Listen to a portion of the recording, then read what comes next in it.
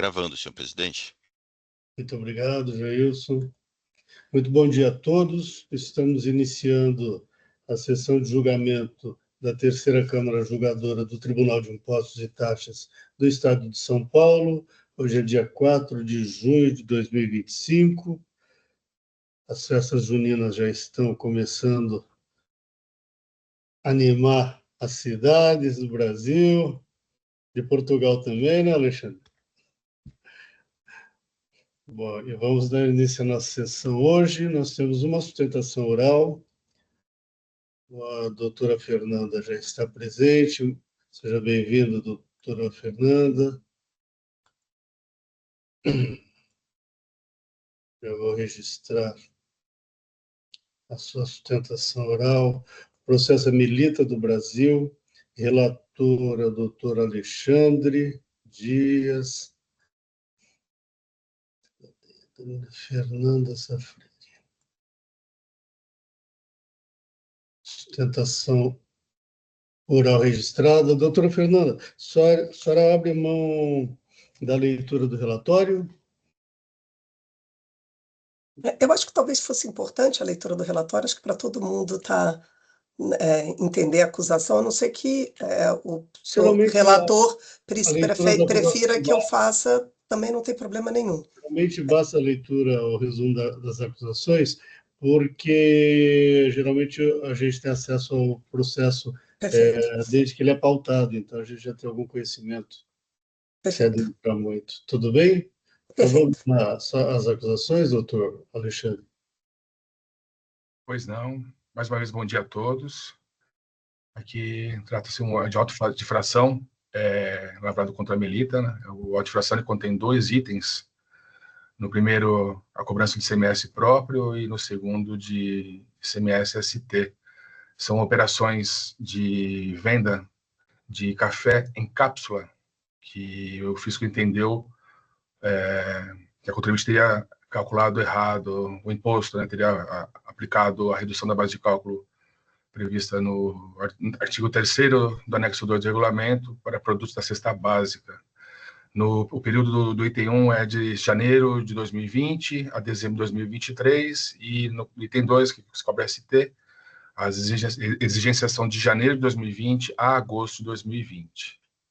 Em suma, são esses detalhes da acusação. Muito obrigado, doutor Alexandre. Doutora Fernanda, fique à vontade, por favor. Obrigada. Bom dia a todos e todas. É um prazer estar aqui. Para essa sustentação oral, eu gostaria de fazer uma projeção de uma apresentação. Elas são de 2 páginas só, é muito mais para guiar o debate que vai ser objeto de apresentação aqui. Senhor presidente, o senhor me autoriza, por favor, a compartilhar Por favor. Muito obrigada. Não tem pedido até agora. Agora sim. Eu vou só confirmar se os senhores estão vendo a apresentação. Sim. Estou tentando deixá-la numa projeção de uma exibição de... Pronto, acho que agora está na tela inteira, né? Ampliou. Isso, perfeito. Bom, só para colocar todos a par, o ilustre relator informou o período de acusação. É só para lembrar que a gente tem basicamente 2 grandes períodos, né? De janeiro de 2020 a agosto de 2020, tanto nas operações próprias como na substituição tributária, a acusação fiscal ela versa sobre a falta de recolhimento do ICMS por diferença de valores em razão de uma suposta inaplicabilidade da redução de base de cálculo de produtos da cesta básica para todas as operações praticadas pela Melita. Tá? E por que eu digo todas as operações praticadas pela Melita? Porque a partir de setembro de 2020, em relação às transações ocorridas a partir de setembro de 2020 até o presente momento, a Melita vem discutindo o tema no Poder Judiciário, né? Entretanto, não há concomitância, já que a ação no Poder Judiciário, ela versa por um período específico, que é de setembro de 2020 em diante. E aí os senhores podem se perguntar por que em setembro de 2020 em diante, porque foi exatamente em setembro de 2020 que foi apresentada uma solução de consulta pela Secretaria da Fazenda do Estado de São Paulo, dando uma nova interpretação sobre a aplicação desta norma, que já havia sido interpretada pela Secretaria da Fazenda de São Paulo desde 2013. Né? Por sinal, essa solução de consulta que eu vou apresentar aqui de 2013, ela inclusive foi reformada somente agora, em 2024. Tá? Então, é por isso que a gente trata desse período de janeiro de 2020 a agosto de 2020 em relação a todas as transações.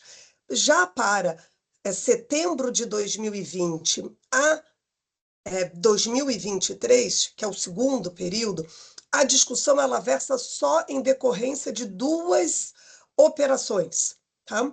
Operações de transferência e operações em bonificação em relação a esse produto. E por que isso? Porque todas as demais operações, né, que são realizadas com o fornecimento deste produto, ela vem sendo objeto de depósito judicial neste processo, nesse mandado de segurança específico. Então, a acusação fiscal, ela só informou dois CFOPs, né, o CFOP de bonificação e de transferência, que estariam ali e não teriam sido objeto de depósito desses montantes no mandado de segurança, razão pela qual estaria fora do âmbito de discussão do mandado de segurança, já que o tema ali é operação de transferência / bonificação, mas sim envolvendo esses produtos, esse produto em especial da cesta básica. Bom, vamos entrar agora na acusação fiscal. Né? O auto de infração, como bem colocou o ilustre relator, ela se sustenta no fundamento de que houve suposto recolhimento a menor de produtos do ICMS em relação a produtos denominados cápsula de café torrado e moído, que, no entendimento da autoridade fiscal, não estariam aí sujeitos à regra da redução de base de cálculo. O auto de infração ele analisa o artigo 3º, que está aqui apresentado, do anexo 2 do regulamento de ICMS, que diz que fica reduzida a base de cálculo do imposto incidente nas operações internas com produtos a seguir indicados, de forma que a carga tributária seja no percentual de 7%. E aí o inciso 3 tem ali café torrado em grãos, moído e ou descafeinado, classificado na subposição 09012. Bom, antes de mais nada, a gente precisa lembrar que não está sendo objeto de discussão nesse auto de infração aqui a classificação fiscal, muito menos a subposição. Tanto a autuada, né, recorrente neste caso, quanto a autoridade fiscal, entendem que o café fornecido, né, vendido pela Melita, né, eles estão sujeitos a esta classificação fiscal 09012. A discussão é uma interpretação do auto de infração, e aí eu vou analisar primeiro a fundamentação do auto de infração, que diz que o café torrado e moído apresentado em cápsula, ele é diferente do café torrado em grãos moído descafeinado. Segundo a autoridade fiscal, existe código específico para regras de substituição tributária, a depender do envase do café torrado, razão pela qual seriam produtos diferentes. Ele entende que o café torrado e moído que se encontra na cesta básica não é o café torrado e moído em cápsula, mas outro que, sinceramente, eu não consigo ainda identificar qual seja. Bom, analisando, seguindo... nossa, acho que eu acabei passando demais a apresentação. Bom, aqui a gente consegue perceber qual é a acusação fiscal, né?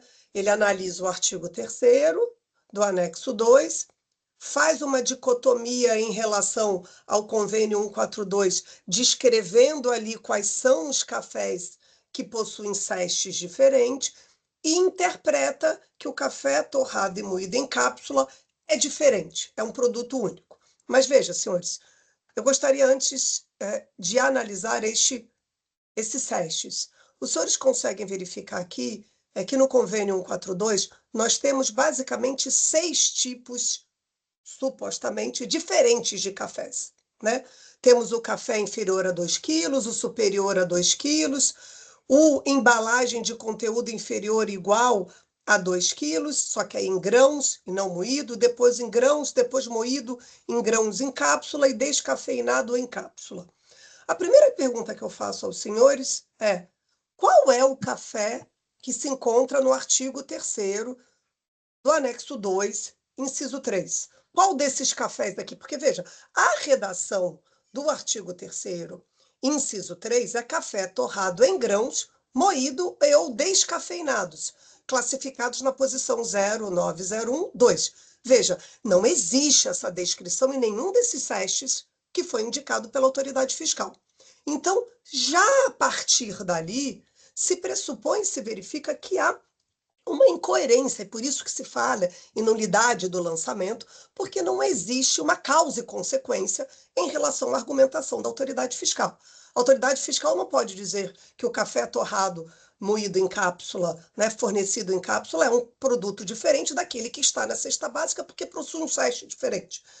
Então, a pergunta que se faz, então, qual é o produto que está na cesta básica? Porque nenhum dos SESTs, nenhum dos produtos listados no SEST também se encontra classificado ali, né, no inciso 3 do artigo 3º. Então, por isso que se fala e se manifesta que há uma nulidade do auto de infração por falta de fundamentação legal ou coerência em relação à acusação fiscal, porque não houve corretamente uma indicação de norma que supostamente haveria sido infringida. Bom, permanecemos com a discussão, né? Aí o que nós percebemos é que quando o processo ele foi objeto de julgamento, na essência, nós tivemos, no final do dia, na verdade, uma alteração de critério jurídico, né?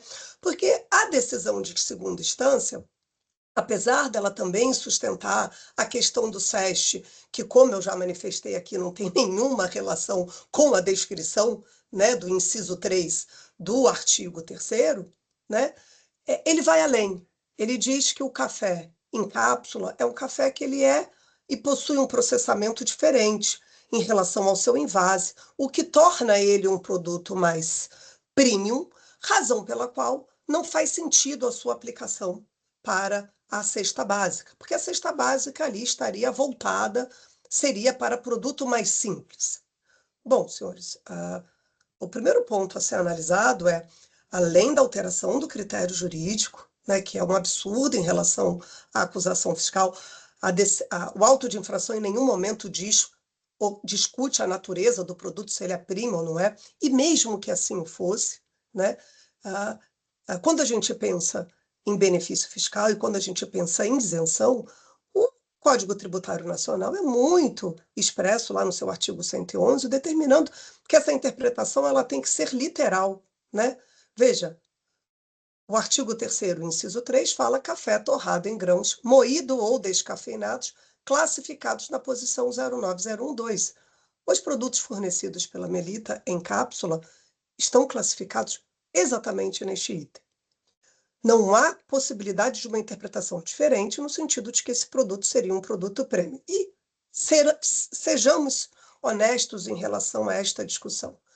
Nós temos, no artigo 13, no artigo 3º da cesta básica, diversos outros produtos, né? Nós temos pescados, nós temos manteiga. Alguém aqui discute que o pescado, né, e o bacalhau não se encontra na cesta básica?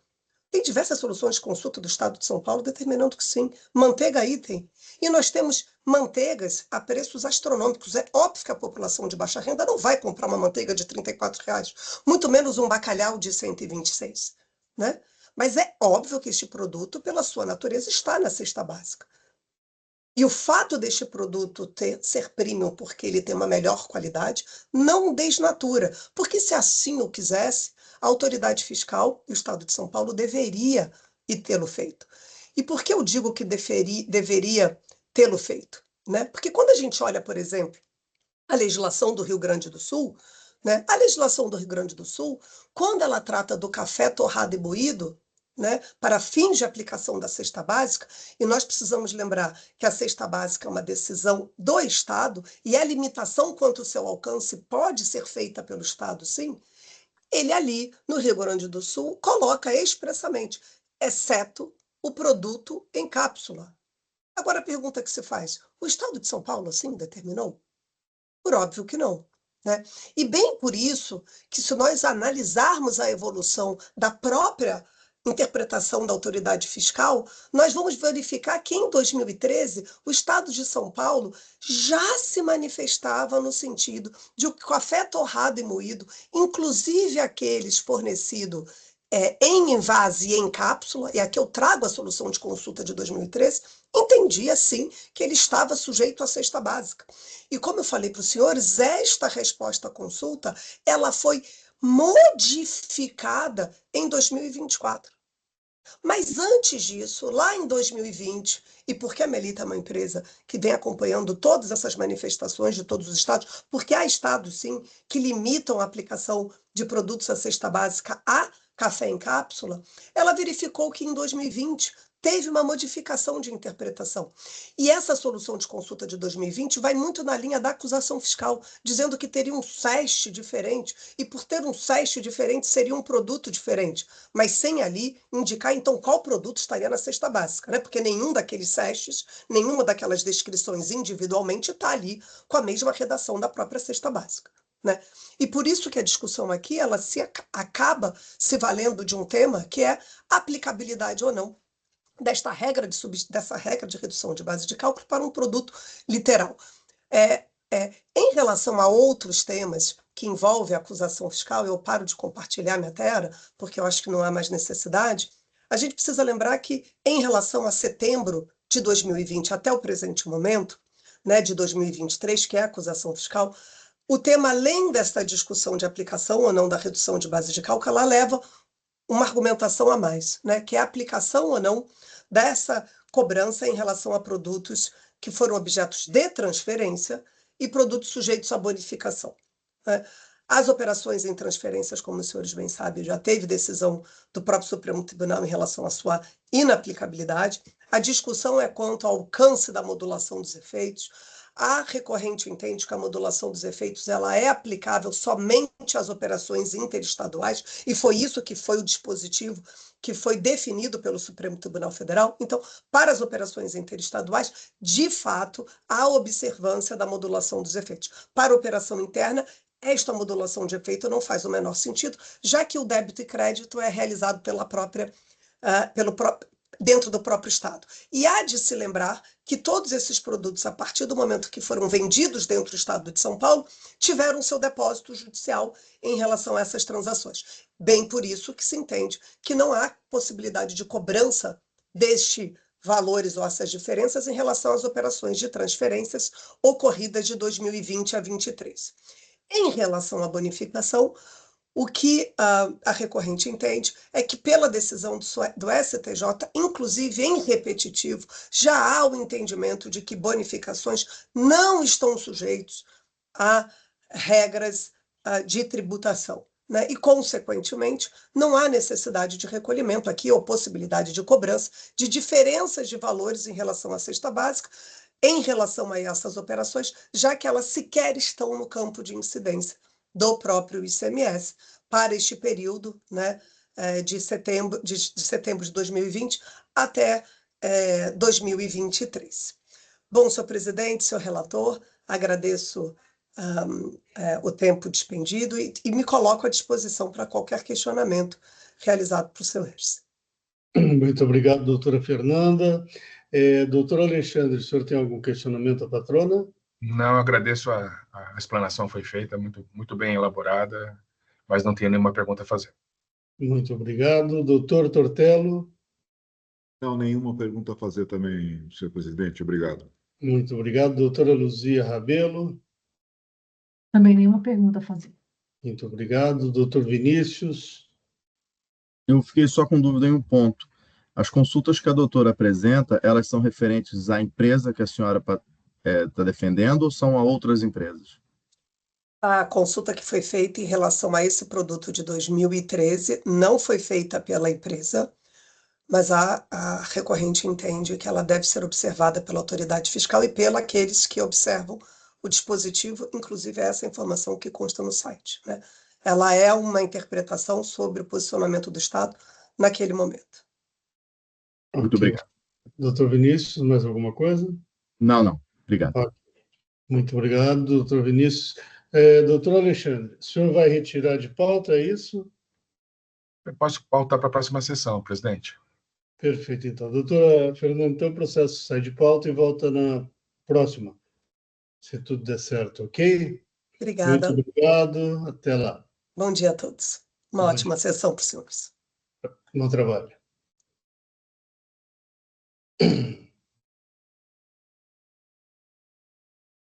Muito bem. Processo devolvido para a agenda da pauta.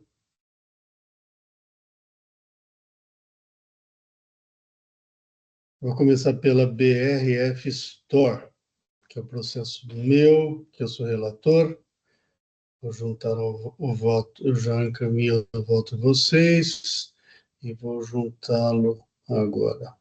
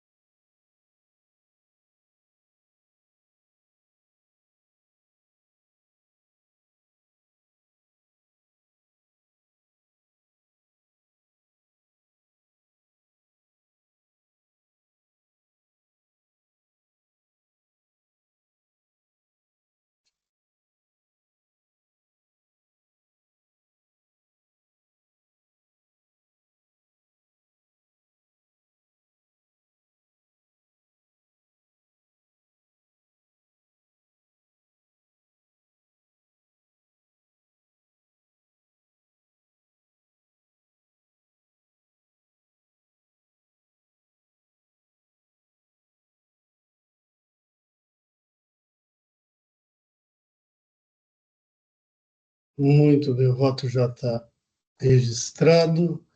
Aqui são acusações, são 6 acusações. A primeira e a segunda é de crédito indevido. A primeira é crédito indevido não fundado em documento fiscal e sem a correspondente entrada da mercadoria no estabelecimento. Aqui o contribuinte ele fez o crédito diretamente na GIA, sem escrituração. O segundo item, que é também de crédito indevido, ele não escriturou o registro de entrada. Também o crédito foi direto em GIA. O terceiro quarto e quinto itens são falta de escrituração do livro registro de entrada, livro registro de saída e livro de apuração de ICMS. Não fez nenhum deles. O sexto item é a falta de pagamento do ICMS ST na entrada de mercadorias. O contribuinte não tratou desse item no seu recurso, assim como ele não fez na defesa. Em verdade, ele não contesta nem objetivamente o mérito de nenhuma das acusações, apenas traz alegações que eu passei passei no meu voto. Bom, ele foi, antes, na fase de fiscalização, ele foi notificado a apresentar os livros e documentos, não respondeu. Então, então vamos direto ao voto. Em relação aos itens 1 e 2 de crédito indevido, ele limita-se a alegar sua boa-fé, fundamentada na súmula 509 da STJ.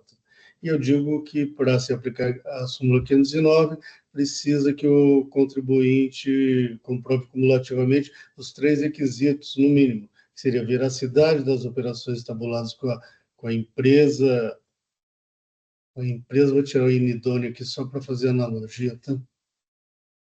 A empresa que, à época das operações, verificou a regularidade também da empresa e que houve efetivo pagamento. Então, das operações. Estou fazendo uma correção, depois eu corrijo meu voto. Só que ele não produziu nenhuma prova, nem na fase de fiscalização, nem na defesa e nem no recurso.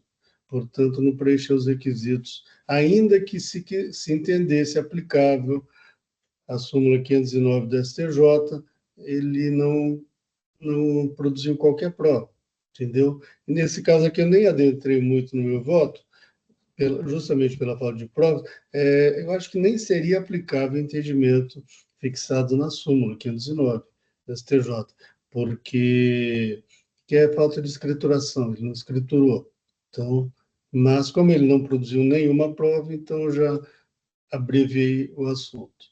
Os itens 3, 4 e 5, ele limita-se a alegar incisos que teria cumprido a obrigação principal, ou seja, pagar imposto, como indicar que teria recolhido o imposto devido, que não causou prejuízo ao fisco, também não socorre. Também por falta de prova aqui, ele fala que pagou o principal, só que ele não tem prova nenhuma. Também seria irrelevante para o caso, né? Então, essa é uma das fundamentações que eu faço a ligação. A outra é que eventual prejuízo causado ao fisco ou não tem o condão de legitimar a conduta antijurídica. E digo que a infração se consumou com a simples conduta infracional da recorrente de não escriturar as suas operações, fato incontroverso, os autos, etc. E aí ele também diz que a multa é confiscatória e desproporcional, aplicação básica aqui do artigo 28 da Lei 13.457 de 2009. E aí, nesse pensar em defiro o pedido de redução da multa, porque fundamentais alegações eram afastadas. Acrescente-se que ele também fala que ele também pede para que se reduza a multa para assegurar a viabilidade econômica da empresa. E eu digo que assegurar isso não é requisito legal autorizador de redução da multa. Por fim, eu conheço do recurso e nego-lhe provimento. É como voto, senhores, em discussão, representação fiscal. Enquanto isso, eu vou fazendo uma edição aqui do meu voto, ok? Representação fiscal. Obrigado, senhor presidente. Estava aqui ligando o áudio. Ok. Apenas parabenizá-lo pelo voto, nada a acrescentar. Muito obrigado, doutor Tortello. Doutor Alexandre. Eu acompanho o seu voto, presidente. Muito obrigado. E a doutora Luzia Rabelo. Também acompanho o voto, presidente. Muito obrigado. Doutor Vinícius. Também acompanho o voto, presidente. Parabéns e sem reparos a fazer. Muito obrigado. Só termina a edição aqui.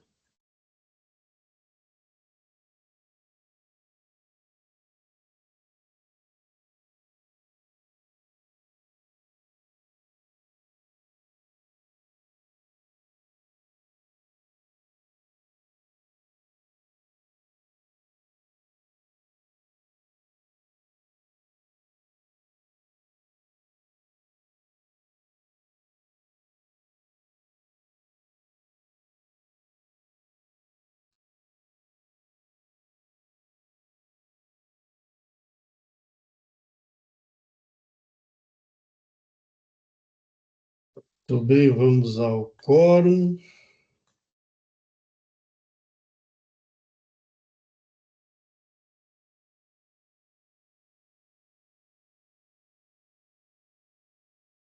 Em votação.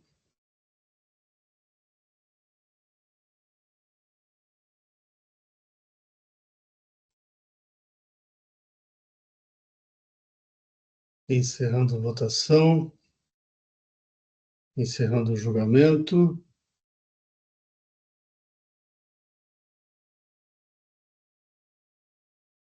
Próximo processo é Célera. Eu sou o relator.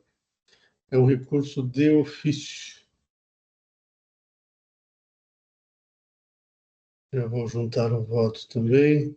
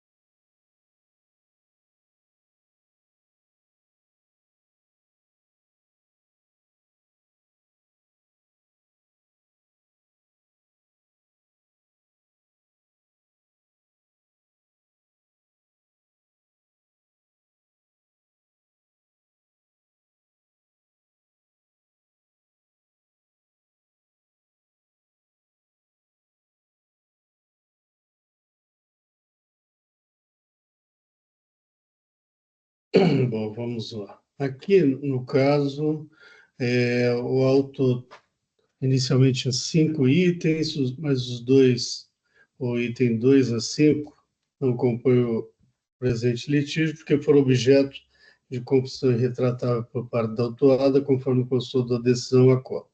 Então, nós estamos julgando apenas o item 1, que é a falta de pagamento do ICMS pela emissão de notas fiscais eletrônicas referentes a operações tributadas com erro na determinação da base de cálculo. No caso, o contribuinte ele emitiu notas fiscais de transferência interestadual para um outro estabelecimento seu localizado em Minas Gerais. Segundo o fisco, eu vou ler esse voto, eu acho que vale a pena. Segundo o fisco, a autuada adotou base de cálculo inferior ao custo das mercadorias, informado em seu pedido de apropriação de crédito acumulado no sistema ECREDAC, justificando a diferença exigida no item 1 do presente AIM. Só recordando que a decisão ACO afastou esse item, por isso que foi interposto o recurso de ofício. Prossigo aqui. De seu lado, a autuada sustenta a regularidade de sua conduta, alegando que se conduziu em conformidade com o artigo 39 do Regulamento do ICMS de São Paulo, que determina que o custo das mercadorias transferidas deve corresponder à entrada mais recente do estoque do estabelecimento remetente. Essa alegação da autuada. A adesão à qual faço a exigência formulada, e aí transcrevo os fundamentos principais e passo ao voto. E digo, resta incontroverso nos autos, porque é afirmado por ambas as partes que a autuada efetuou transferência de mercadorias a um outro estabelecimento seu localizado em Minas Gerais. Merece reforma a decisão a qual? A uma, porque o demonstrativo fiscal que instruiu a AIM informa clara e didaticamente que as notas fiscais de transferência emitidas pela autuada têm como base de cálculo do imposto valores inferiores ao custo de entrada ou de fabricação das mercadorias transferidas. Porque em algum momento a adesão a qual ela disse que talvez isso não estivesse apresentado, sobretudo por ocasião de uma conversão de diligência que ela promoveu, etc. E tal. Isso é desnecessário, porque já no primeiro demonstrativo fiscal, isso já é bem claro. Tem quanto foi o valor constante nas notas fiscais e quanto foi o valor, o custo apurado, portanto, que seria a base de cálculo. Então, a diferença é patente. Mas achei importante colocar isso. E prossigo. Há duas, principalmente porque a apuração da base de cálculo levada a efeito pelo fisco foi feita nos exatos termos da legislação de regência, principalmente nos termos do artigo 39, incisos 1 e 2 do RICMES, que no que interessa ao caso assim dispõe. Transcrevo. O que diz o artigo 39? Ele diz que nas transferências interestaduais, resumindo, né, a base de cálculo é, inciso 1, o valor correspondente à entrada mais recente da mercadoria, referindo-se àquelas mercadorias adquiridas de terceiro. E no inciso 2 diz, o custo da mercadoria produzida, assim entendida a sua matéria-prima, a soma de matéria-prima, matéria secundária, etc. e tal, atualizado monetariamente na data da ocorrência do fato gerador. Ou seja, o inciso 1 diz as mercadorias adquiridas de terceiros.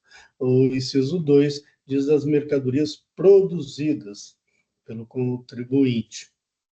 E digo, assim, em relação às mercadorias adquiridas de terceiros, o acima referido inciso 1 prescreve expressamente que a base de cálculo do imposto é o valor correspondente à entrada mais recente da mercadoria, valor este de fácil apuração a partir das notas fiscais e registros fiscais respectivos. Em analogia, a legislação adotou aqui o método UEPS, última a entrar, primeira a sair. Faltou um ponto.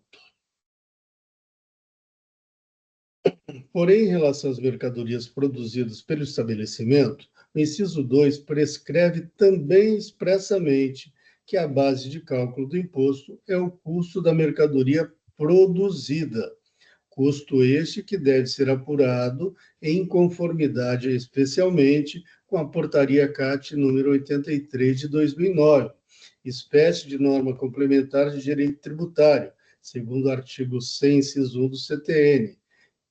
E a Portaria CAT instituiu o sistema de apuração de ICMS relativo ao custo da saída das mercadorias, cujas disposições estão contidas no anexo 1, que é o Manual do Sistema de Apuração do ICMS relativo ao custo das saídas de mercadorias.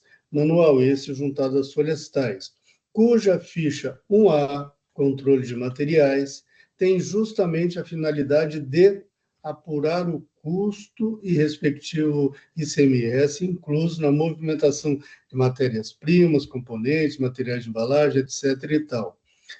E bem como controlar os estoques de custo e ICMS. Para isso serve a ficha 1A. Além disso, colhe-se da referida ficha 1A, controle de materiais, que em relação às mercadorias produzidas pelo estabelecimento, deve ser utilizado o sistema de controle permanente de estoques e adotado na avaliação o custo médio, a média mensal ponderada fixa das mercadorias produzidas. Transcrevo essa parte do manual e indico a folha onde está nesses autos. Onde se vê que, em transferências interestaduais de mercadorias, como as do caso, o fisco paulista estabeleceu 2 critérios distintos para a definição da base de cálculo do imposto. Para as mercadorias recebidas de terceiros, a base de cálculo do imposto é o valor correspondente à entrada mais recente da mercadoria, método UEPS. Para as mercadorias produzidas pelo estabelecimento, a base de cálculo é apurada pelo seu custo médio, ou seja, pela média mensal ponderada fixa. Por tais razões, equivoca-se a autuada ao alegar que ambos os dispositivos, os incisos 1 e 2 do artigo 39, possuiriam redação e lógica semelhante, e que, para a mercadoria pronta, o valor do custo corresponde à mercadoria mais recente. Para o produto industrializado, é claro e lógico que o custo da matéria-prima, material secundário, mão de obra, acondicionamento, deve ser tomado com base no último adquirido e contratado. Palavras da autuada. E digo, ao contrário do entendimento da autuada, tais dispositivos informam prescrições diferentes quanto à base de cálculo do imposto nas transferências de mercadorias. Frise-se. Ainda que assim não fosse, é certo que até mesmo para as mercadorias adquiridas de terceiros, cuja base de cálculo deveria ser objetivamente o custo da entrada mais recente, a autuada emitiu as notas fiscais do caso com o valor da base de cálculo inferior ao custo das mercadorias por ela adquiridas, conforme se verifica exemplificativamente das notas números tais em cotejo com demonstrativo 1, as folhas tais, respectivamente. Ou seja, ainda que a interpretação da autuada fosse válida, o custo das mercadorias recebidas, adquiridas de terceiro, o custo de transferência deveria ser exatamente o que estava na nota fiscal de transferência, e não está, são inferiores. Some-se a isso que, em que pese as suas alegações, a autuada não produziu nesses autos prova razoável e minimamente convincente de que procedeu em conformidade com a sua própria interpretação do referido artigo 39, incisos 1 e 2 do RICMES, não se prestando a tanto as meras imagens de partes de suposta ficha 1A e 3A e reflexos, trazidas às folhas tais, as quais não permite estabelecer qualquer conexão com as operações do caso.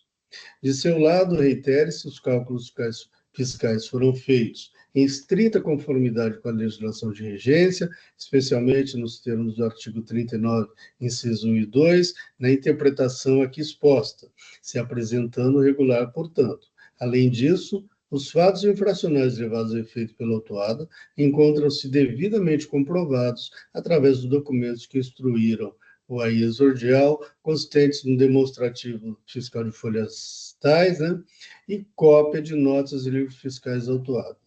Indo adiante, não socorre a autuada alegar a não incidência do ICMS em transferência de mercadorias entre estabelecimentos do mesmo titular, pretendendo se aproveitar do entendimento fixado pelo STF no julgamento da DC número 49, dado que os seus efeitos foram modulados para produzirem efeito a partir do exercício de 2024, isto é, sobre fatos ocorridos a partir de 2024, o que não é o caso, pois os fatos infracionais foram levados a efeito no período de janeiro de 2021 a dezembro de 2021, em data anterior aos efeitos modulados da DC 49. A referida modulação de efeitos também excepcionou a modulação em relação a processos pendentes até a data da publicação da ata do julgamento, que se deu em 29 de 4 de 2021. Exceção essa que não alcança a autuada, porque não havia anterior processo da autuada pendente de julgamento sobre a matéria, que seria mesmo impossível, dado que o AIS Ordial foi lavrado apenas em 10 de 7 de 2024, motivo porque as operações do caso não estavam protegidas pelos seus efeitos modulados também. do exposto, conheço e dou provimento ao recurso de ofício para restabelecer a exigência fiscal formulada no remanescente item 1 do AIN. É como voto em discussão, representação fiscal. Nada a acrescentar, senhor presidente, apenas parabenizá-lo pelo voto. Muito obrigado. Doutor Alexandre, Eu acompanho seu voto, presidente. muito obrigado. Doutora Luzia, Parabenizo pelo voto, excelente, e vou acompanhá-lo também. muito obrigado.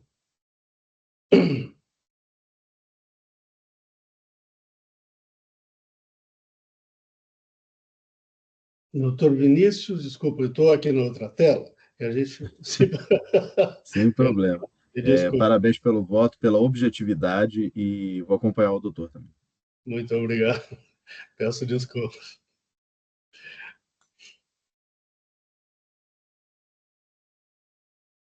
Esse negócio de estar dirigindo um carro e ficando olhando para os lados é complicado. Você fica olhando em 2 lugares ao mesmo tempo. Com isso, eu vou encerrar debates. Quórum.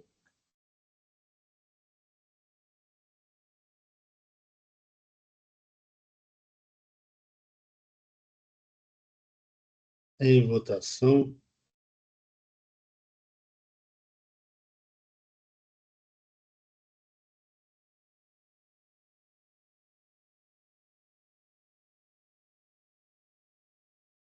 Encerrando a votação.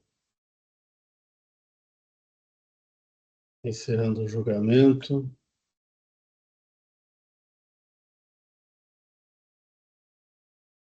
Bom, com isso concluímos a nossa pauta de hoje. Estou encerrando a sessão de julgamento da terceira Câmara do Tribunal de Impostos e Taxas do Estado de São Paulo. Hoje é dia 4 de junho de 2025. Muito obrigado a todos que nos acompanharam e até uma próxima. Tenham todos um bom dia. Jailson, podemos encerrar a live?